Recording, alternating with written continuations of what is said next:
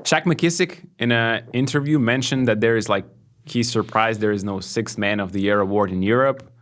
And he said, obviously, I would definitely be up there, probably with Nikola Milutinov. He mentioned his own teammate. And we recently talked how EuroLeague finally fixed the award system with separating finally the regular season MVP and the playoff or Final Four MVP, whatever. I have my own take here, but would you like to see that Six-Man award in EuroLeague? How would you feel about it? If it was there, I wouldn't have a problem with it, but wouldn't it be too hard? It's unnecessary, in my opinion, because first of all, the starting lineup in EuroLeague is not as important as it is in NBA. Exactly. The starting lineup changes depending on the matchups. One player could be the sixth man one week, and he could be a starter next week. Sometimes we've seen so many examples where the best player of the team actually steps in off the bench for better balance. Shane Larkin with Efes, one of the examples. So the six-man award in Europe, I think it's unnecessary because in the NBA, it's very clear who are the starters and who's coming off the bench. Like right now, it's big news. It's headlines that Chris Finch decided to change his starting lineup in Minnesota to put Dante DiVincenzo in and Mike Conley out. It's never news in Europe if a coach decides to, let's say, start with one guard and put the other guard on the bench because next week it might be a different story. There is no drama. There is no drama. Like, is Kostas Lukas a sixth man? Well, he's going to play the most important minutes on the court, but he's not going to be in the starting lineup. Who cares? And also, I agree with Shaq McKissick that this season, he's probably one of the best guys, if not the best, coming off the bench. And sometimes he steps into the rotation with 15 minutes played already in the middle of the second quarter.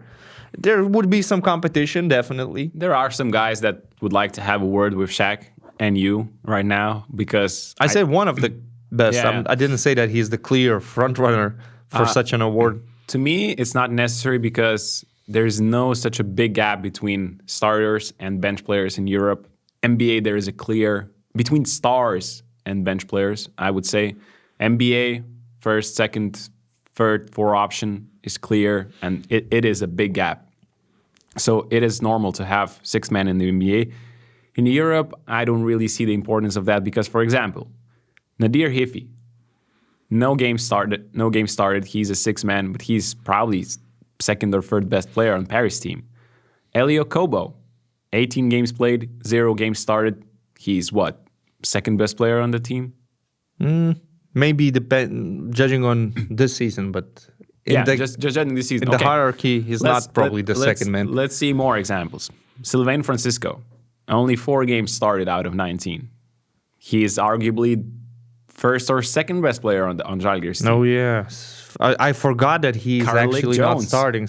And there are more examples. Carlik Jones, 20 games or 19, half of them started from the bench. He's arguably the best player on Partizan team. All of these guys are playing when the clutch minutes. And there's even more, like Kostas Lukas. Okay, he's not the best player, but he's up there, like second best. We see a lot of examples of second best or third best player on the team actually being the sixth man in Europe. And that would make this award so confusing, I think.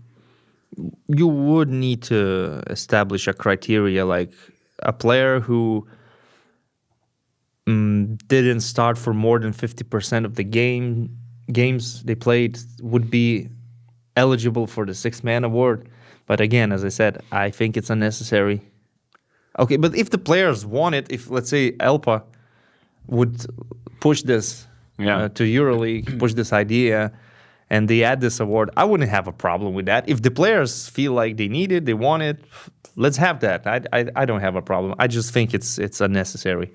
And the awards in Europe don't mean much to players' contracts. That's true. It's just for their egos, mainly. Exactly. Even the MVP. And in NBA, if you make the All-NBA first, second, third team, it brings you more money. If you're the MVP, it brings you more money. If you're Defensive Player of the Year, Rookie of the Year, Sixth Man of the Year, all these things add to your contract.